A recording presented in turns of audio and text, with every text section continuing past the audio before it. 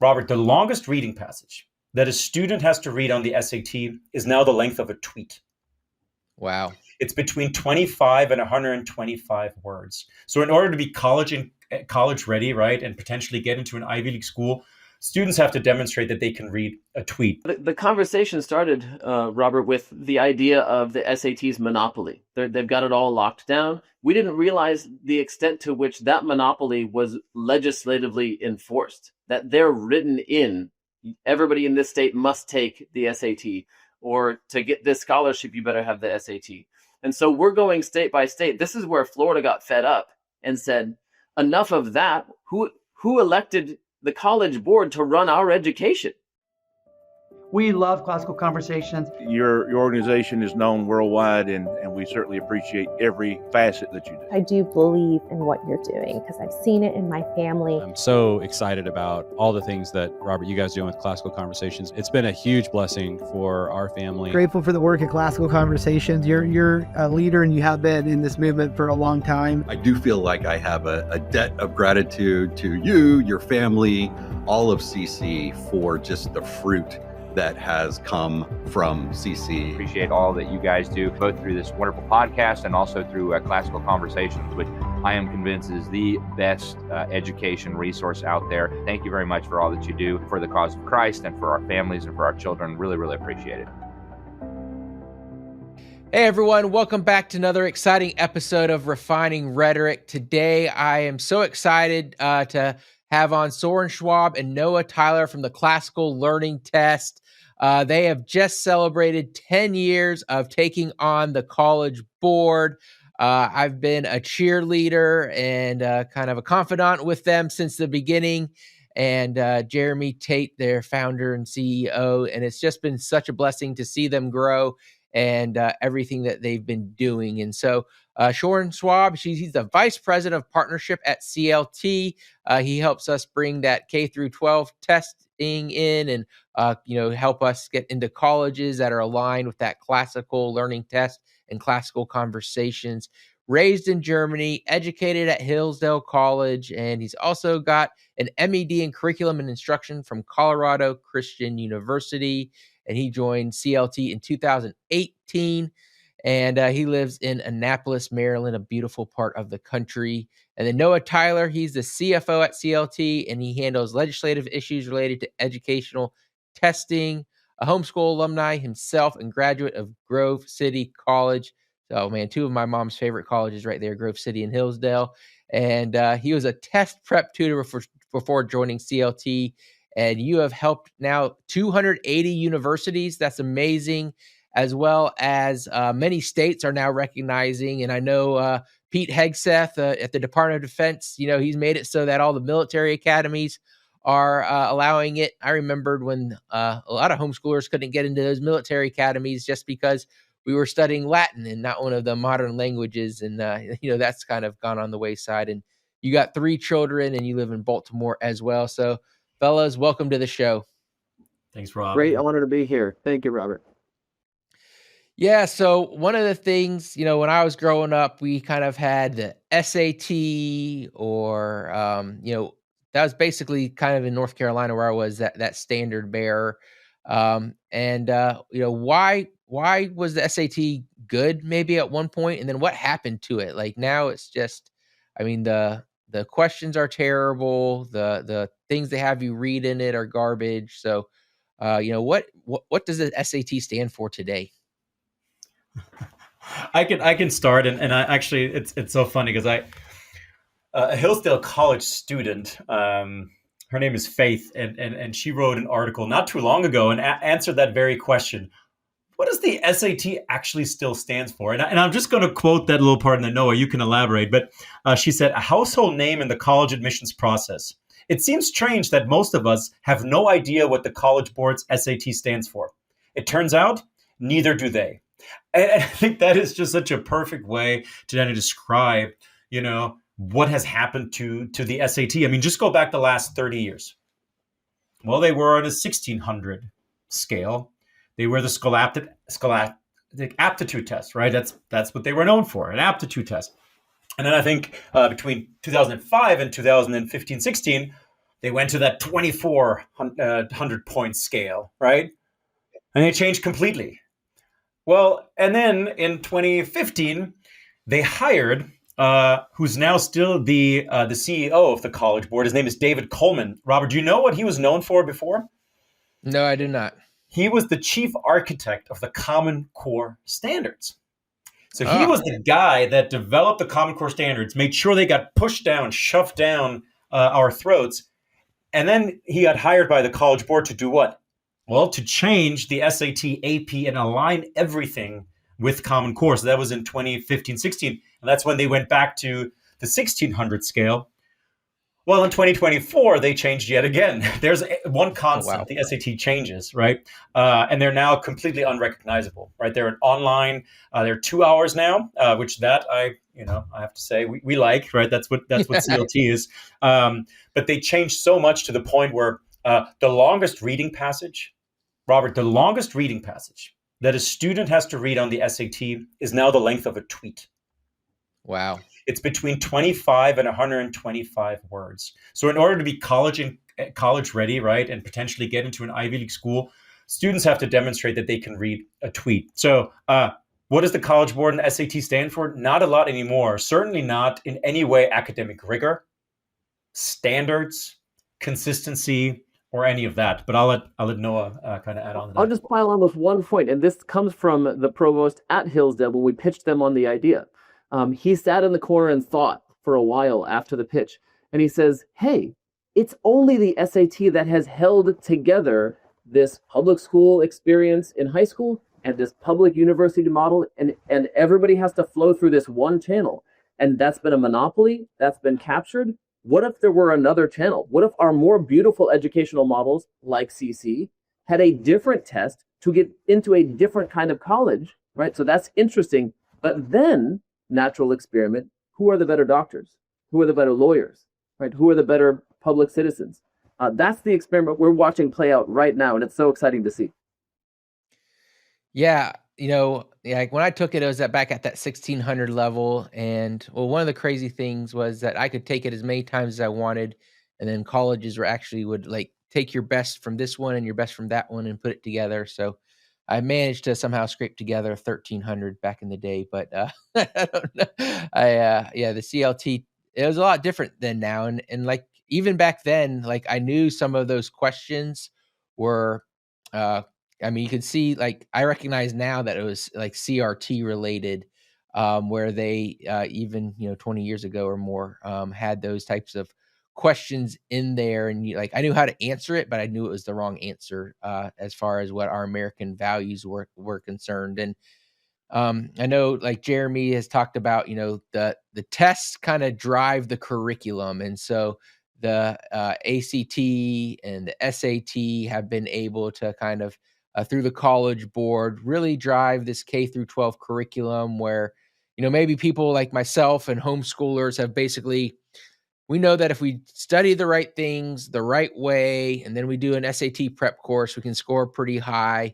and get into colleges and scholarships. And so, many people kind of ignored it in our area.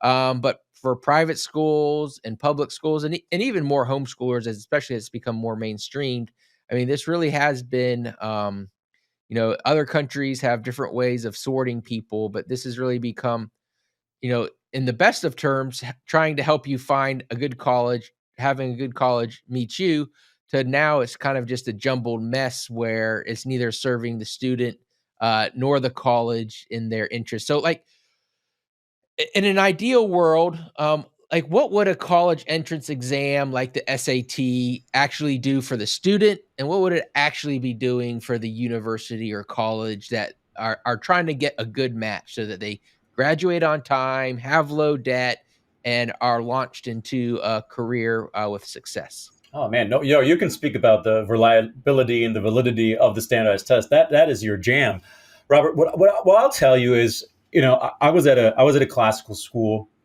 and I knew we were one of the best schools in the country, right? The product we were delivering was incredible. We read these great books. The students were able to reason logic, and they took Latin, and they knew their mathematics, right? They didn't just plug them in. Like they knew math.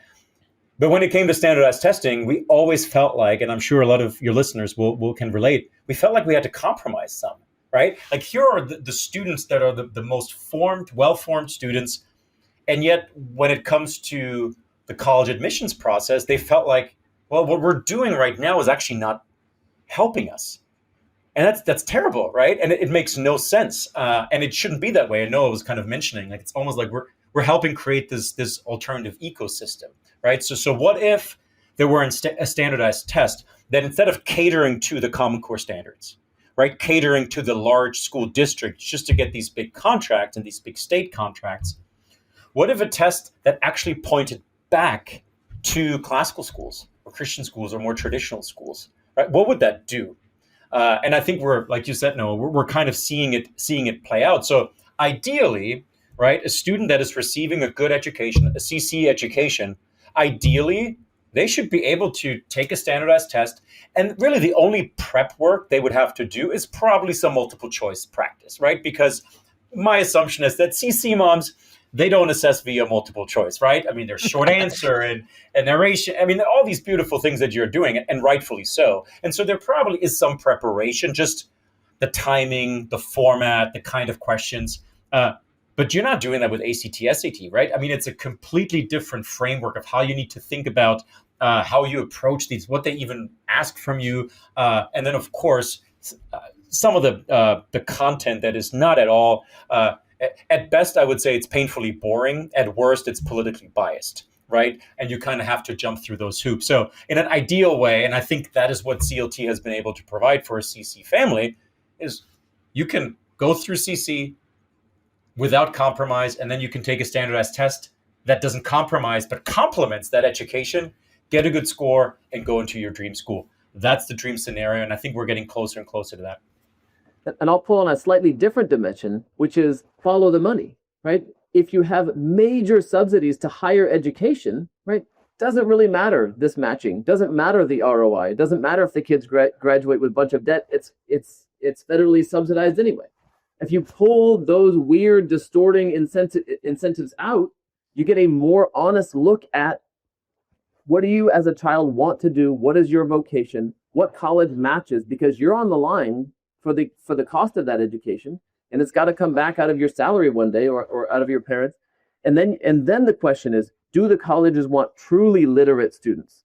Or anybody that fits in the seat and pays their tuition through the federal government is fine with us. We don't care if they're literate. We don't care if they're numerate. We didn't think that literacy could really be distorted or poisoned, and then we watched it happen in front of us. And we're here trying to call back the meaning of literacy for the sake of colleges that should want literate students, but because of these distortions, in some ways are distracted and forget to care that the kids can truly read.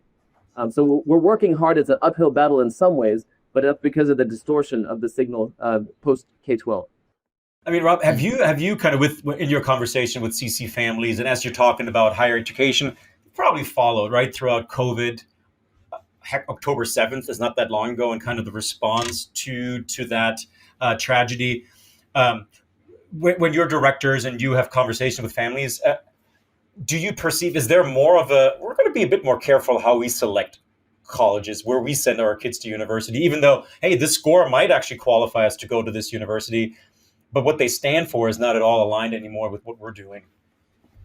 Yeah, I mean, for a while now, we've heard from parents where their kids might get into one of those Ivy League schools and they turn them down for like a regional Christian college just because they know the kind of poison that can be there, in those universities. And so, I think just from ear on the ground type things, I haven't done any surveys or anything, but I do think parents are. I'm hearing all the time, we're probably not going to send our kid to college, or we're going to keep them home, or they're going to do this sort of thing until they mature. And so I do think parents are starting to realize that the colleges aren't just neutral grounds of philosophy and trying to help them get live the good life and get a good job and those type of things, that there is more behind the scenes going on that they're not aware of. And so, yeah, I think they're looking for alternatives. And, one professor told us that, yeah, you got to stop thinking about, is my child ready for college, but are your colleges ready for these students that we bringing up through classical conversations and empowering parents to do. And so I would just, encourage all parents, like, 280 colleges. That's amazing. I remember when you guys got your first one a while, a long time ago. I mean, these are colleges that are raising their hands and saying, we want to get out of this system. And so, I can't vouch for all 280 colleges, but if I was, my oldest is 10, I certainly will be very skeptical of a college that does not take the CLT when my daughter and my sons are looking. So we're actually in the 320s now, I think. So Okay. so even since last time we chatted, they keep on piling on, which is amazing. Yeah, so in our conversation with some of these partner colleges or potential partner colleges, there were some early days who said, homeschool families, we don't really want them on campus. They're a little weird. We're not sure they're going to fit in with the rest of our population. To us, we're shocked. We take these to be the future leaders on campus, the future, really, really civic, community-oriented people. And we haven't heard that very recently. I think in the last 10 years of our existence, the tide has turned and people widely recognize that these homeschool families and students are the best kids on campus, and they actively want to recruit them, and they're looking for instruments and avenues and pathways. Where do we identify this talent? How can we bring these onto campus? Even the most mainstream campuses are looking to attract these kind of students. Hey everyone, interrupting today's show to tell you about the Classical Conversations Alumni Network. We just launched, and it's a way to connect alumni, and that includes you parents, through a network of job opportunities, trainings, and inspiring content featuring CC celebrities and success stories to keep you motivated. You can connect with fellow CC alumni through discussion groups, find meaningful career opportunities for both parents and students with our partnership with Red Balloon, and discover events tailored for your career interests. So join this thriving community that's already helping members leverage their classical education for real-world success while maintaining their values and friendships that matter most. Whether you're seeking your next career move, looking to network with like-minded professionals, or want to stay inspired by fellow alumni achievements, the Alumni Network is your home base for continued growth. So learn more by going to ccalumni.network and joining this community today. That's ccalumni.network. Join a community of thriving parents and alumni and share the legacy of classical Christian education. Now, let's get back to the show.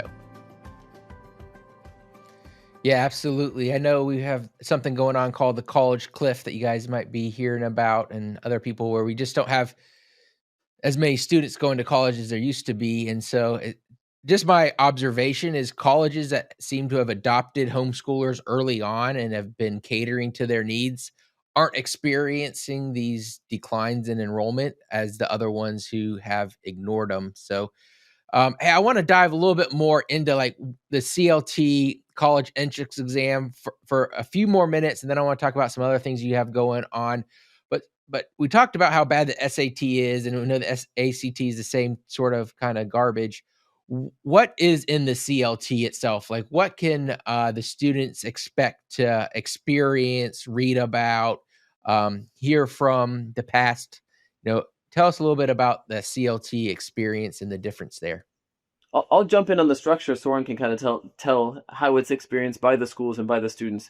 My first misperception when Jeremy first told me about the test is, all right, it's been a while since I dusted off my Greek, but here we go. But in fact, it is a test of reading and writing and arithmetic. So it's a very basic assessment of your ability to be literate and numerate. And so the information that's required in the questions is found in the passage. That said, the passage is something beautiful. It's something good. It's something true. It's also something complex. And so you might find, if you're unlucky, Immanuel Kant, or could be Aristotle. It could be Dickens on the test. And so you're having to take some sentences that are not noun, verb, direct object. Like, you may see some really interesting Abraham Lincoln type sentences on this test, and you've got to be able to digest the meaning and answer some reading comprehension based on that. So again, a different definition of literacy that we hold. And then on the math section, I should say the analogy questions that used to be on the SAT, saying this is to that as, and you find these parallel relationships, those are maintained to try to pick up some of the abstract thinking and the logical relationships. And those logical based relationships carry over into the quantitative section, where there are pure logic questions, where you're making inferences. Those are a minority. We also have kind of the basic math going all the way up to trigonometry. But the thing that was lost in the SAT and their updates was the geometric figures, where you've never seen a shape like this in your life. And you've got to pull together different areas of your knowledge and assemble them and take a stab at the question and guess wrong. But that gives you a clue, and you hang with it because you've got this perseverance. So we're always tying together knowledge and virtue, even in the context of the test. And that's really where CC students, I think, can set themselves apart, right? And they used to, in the old SAT, they used to, right? They no longer can. I mean, they're just skills-based assessments, which you do that too, right? I mean, of course, your families, they instill and they teach these skills. But what sets a classical education apart beyond they're just well-formed students, right? They're able to think and reason well and logically, and they can demonstrate that on the CLT, and they can do it with the kind of content that they might not have read that very same passage before, but there's a level of familiarity. And so what we're often hearing, especially with homeschool students, is there's some test anxiety, right? They're not in the public school where they test literally like every other week, right? Yeah. And so there's a certain level of anxiety. Well, now they're going into, on a Saturday, they have to sign up or, to go into a public high school, right, with 300 other kids that they don't know, and they have to take this test that doesn't reflect anything of what they're doing. Well, that's anxiety inducing. And so with a CLT, homeschool families can actually take it at home. They can sign up through the website and through our really neat video proctoring. They can take that from their office, right? They have to be in a room by themselves, right? We can't have mom in the corner, but they can take it, in their familiar setting, and then they're reading passages that are familiar to them, right? So it really reduces the test anxiety. I think overall, the test experience is just a lot better, and so it happens often where students after the fact, it's like, whoa, that was the C.S. Lewis passage. Can we read more of that? How amazing! You'll never, Rob, never have that after an ACT or an SAT experience, right? Will not happen. Yeah, I've definitely heard of parents who have students go read some important literature after hearing about it for the first time or being reminded about it on the CLT. So that's not something that's making it up out of thin air. That's something that I've experienced on my end of the seat. So one of the things that you guys start off with, this kind of entrance exam, at that time, we had, some states require homeschoolers to test annually or semi-annually, some not at all, praise the Lord. But the tests that we were having to take at the end of grade, at least here in North Carolina, they're either Common Core aligned, or if they decided not to align with the Common Core, they're asking questions that you had to basically be raised in the 80s to understand, like a telephone's tied to a wall and a phone book, and you're like, what are these things? Reagan just issued yeah. So not a lot of great options there. And so one of the things I was so excited about is that you all had a CLT 10, and now it's for grades 3rd grade through 8th grade. Kids under 3rd grade definitely shouldn't be testing at all. And you guys have actually made it. You've done the hard work of making sure that it is meeting the testing requirements in 15 states, which is amazing. It might even homeschool parents might be able to figure out how to get it to work in their state, even if it's not officially recognized, because some of those state laws are more flexible than others. Let me just say that. So yeah, tell us about why do a 3rd through 8th grade test? I know you guys got a pre-CLT, I think, for 10th graders as well. What have you guys seen with the rolling out of those tests and how they've benefited homeschoolers and private schoolers? Yeah, so it's been a market demand question where we thought we were just going to be in this college admissions business, make the test that leads up to that, the natural PSAT competitor. And we heard over and over from school partners, hey, we love the CLT to get our kids into college, but we also just love to see how we're doing as a school and where some of our classes are uneven and where some of our students are uneven and what we need to do to kind of boost up and patch them together. So they demanded, let's take this down to third grade. And then the question was, well, how else might these be useful to other non-school populations? And like you said, we are on the list in many states where a requirement is asked for. And also, like you said, not only could a homeschool family find a way to make the CLT work, because it is a nationally norm reference test, but they could be part of a coalition that changes legislation, it changes the rulemaking. We have a lot of amazing partners in most of the states we work in that are homeschool groups, homeschool coalitions, and they're there to fight the fight and make sure that homeschools have the widest possible latitude and are not boxed in and forced into regulatory practices. So we're happy to play a role in testing choice and allowing more options for homeschool families. Yeah, and the feedback that we've been getting, Rob, you said it earlier, like there are some families that don't have to test. The state is not asking them, and then they shouldn't, right? And they don't have to, right? They don't have a reason to. But there are also some families that don't have to but want to, and I think it's partly for better or for worse, students will have to test, right? And many times college entrance is not even the last test, right? Even if you're going for that promotion, right, or you're trying to apply for, oftentimes there are some tests, whether it's achievement tests or aptitude tests. So the practice of taking a test, a timed test, is not a bad skill to have, and maybe it's every other year. The other is the feedback that CLT is providing. You mentioned earlier, right?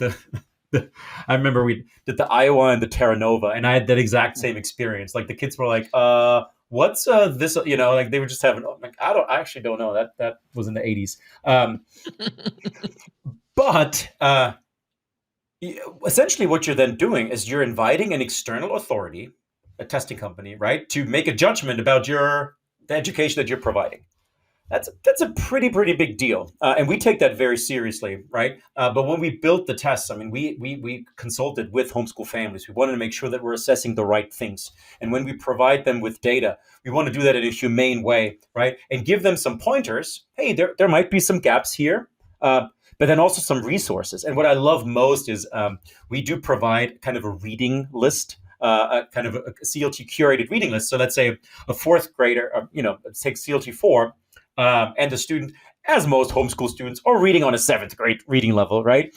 They get a certain, what we call a Lexile score, and then they get some reading recommendations from classic works of literature that are at that level and maybe even above, right? Appropriately challenging. So it also provides an opportunity for the family to say, ooh, let's buy some new books, right? Based on where we are. And so we've also seen that kind of homeschool families kind of embracing that. And in the CC communities, we've actually worked with directors that turn it into like a community event.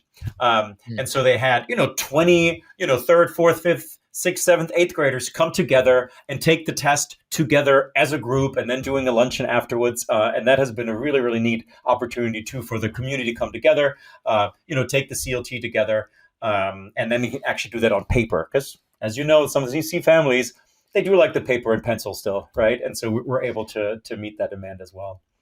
That's awesome. And I do encourage everyone to take testing is a skill.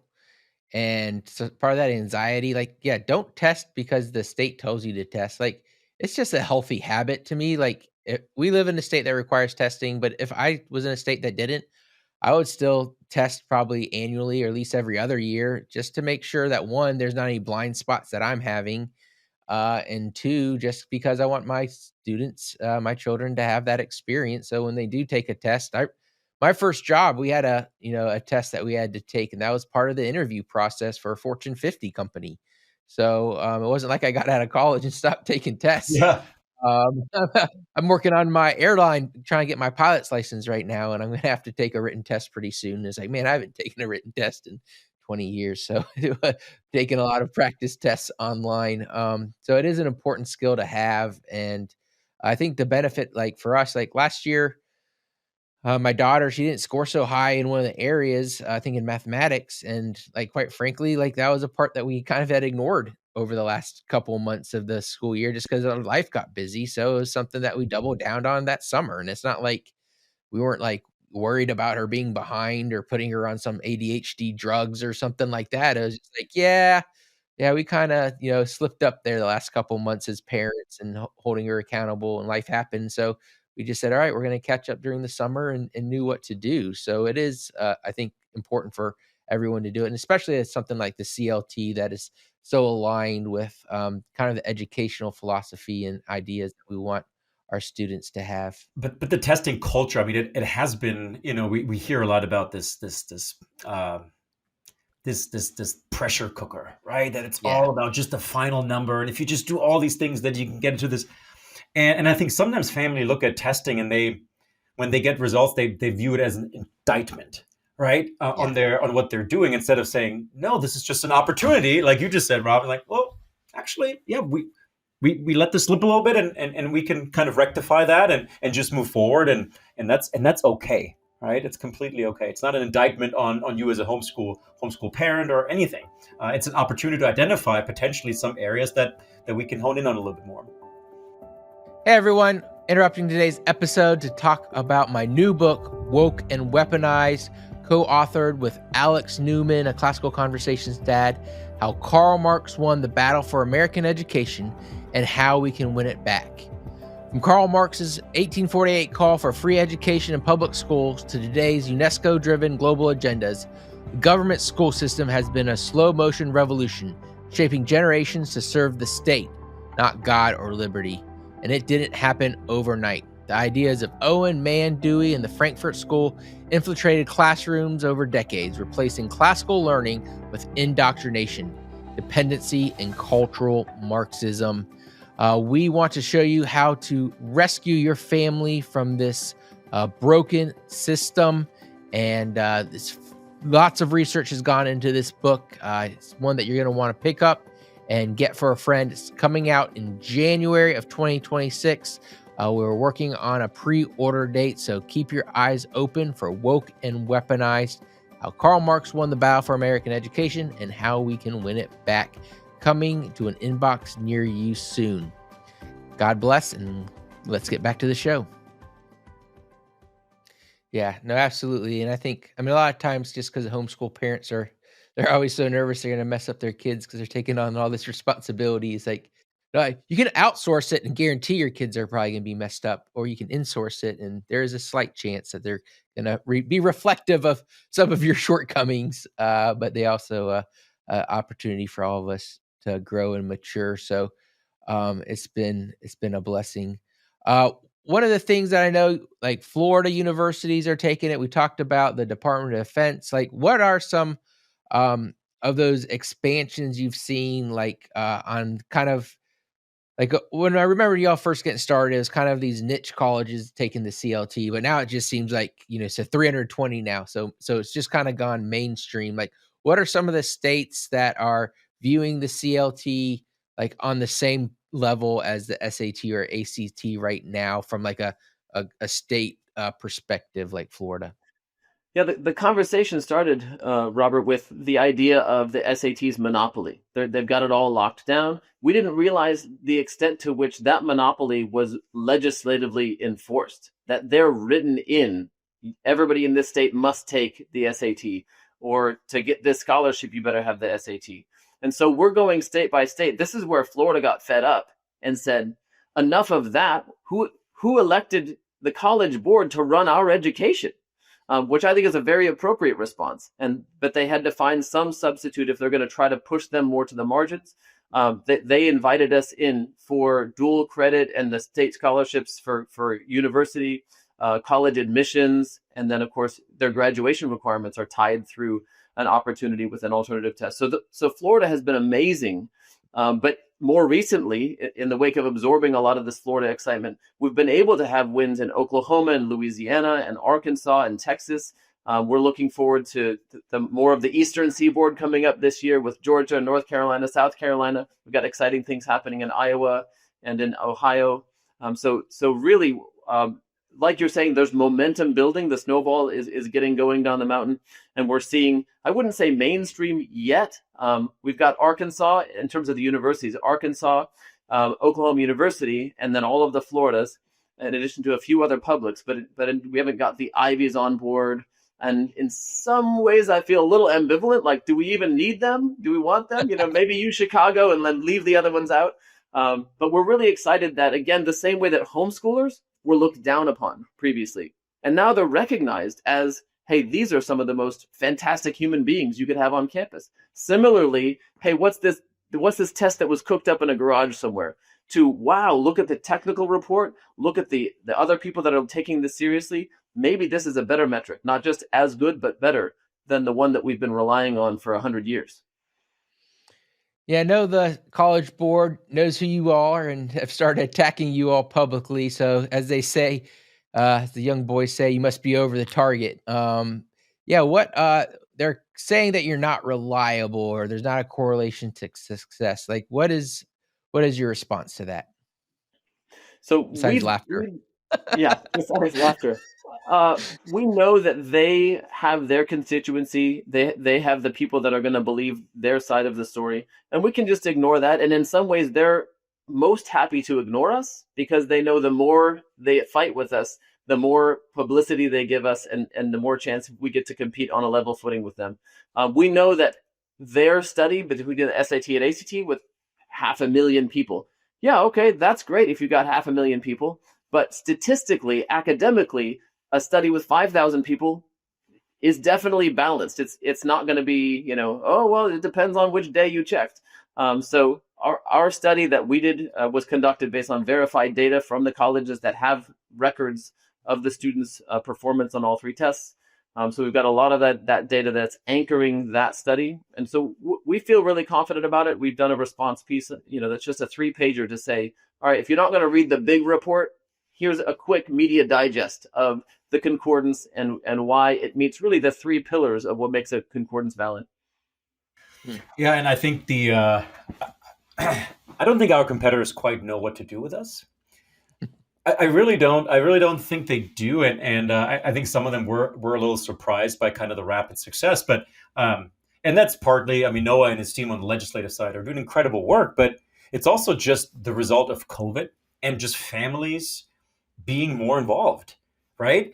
And I'm like, okay, so we saw all the books that my kids have to read, right? And what's being taught there.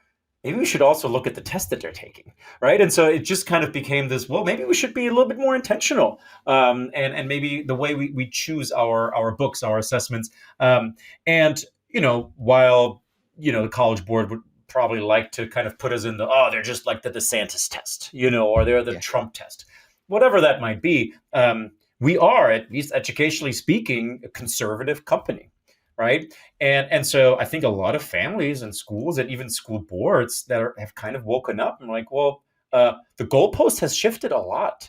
And the SAT and ACT that maybe used to be a bit more neutral, even though you mentioned earlier there is no values neutrality, right? But they've kind of pushed the goalpost and kind of moved that target a bit more. And in a way, we're just trying to bring sanity and common sense back. And honestly, that seems to be a pretty winning formula right now. And so they're not quite sure how they should attack us, if they should attack us. And we're just leading with truth, goodness, and beauty. And man, it's been resonating, both with homeschool families and legislators. And without being the Trump test, one of Trump's platforms in education is meritocracy.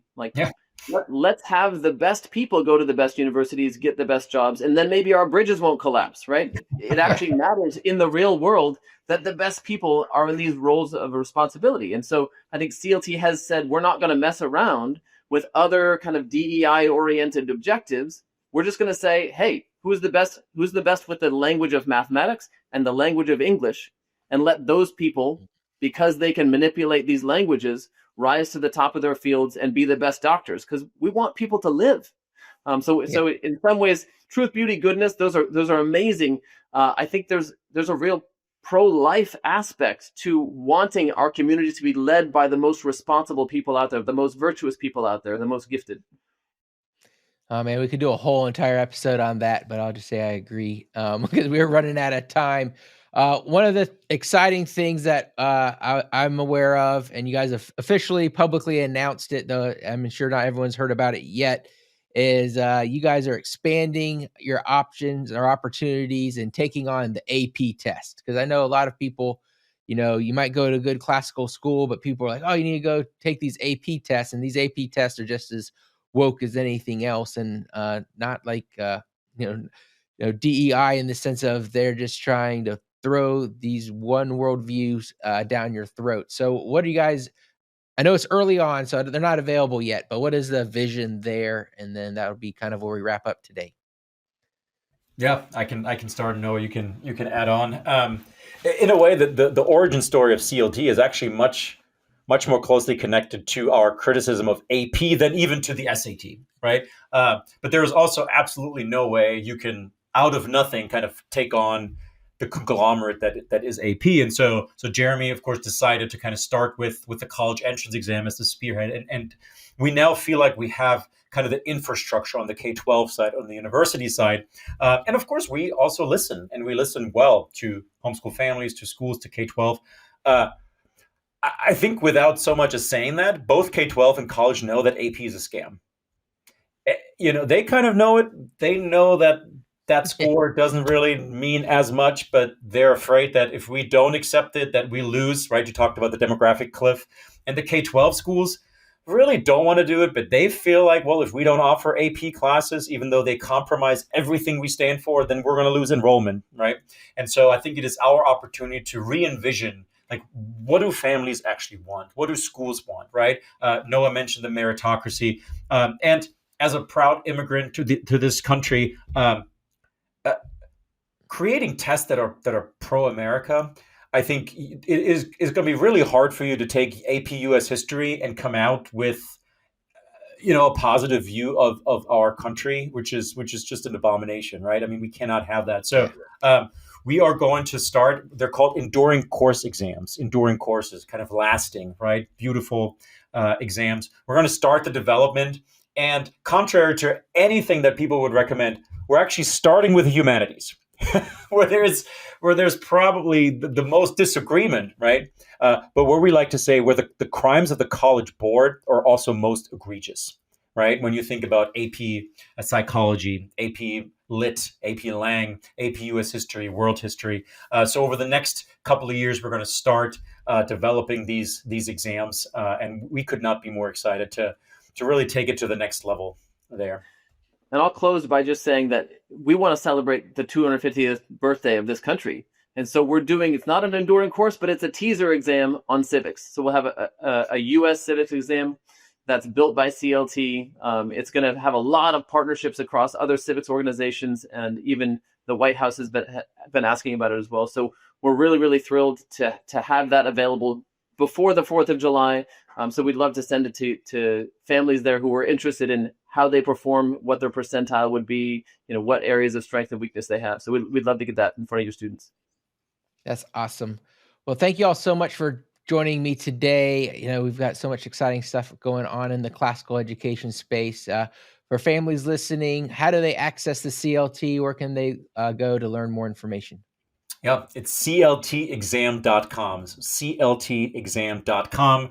There's a for parents button at the top. They can get in touch with us. They can look at sample tests, how they could take the test. And we have an amazing team of human beings that they can talk to and meet with. It's not AI. It's real human beings, a lot of homeschool moms that work at CLT. And we'd love to partner with all your families.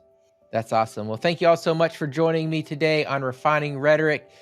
Please share this episode with a friend, and be sure to tune in next week to another exciting episode. God bless.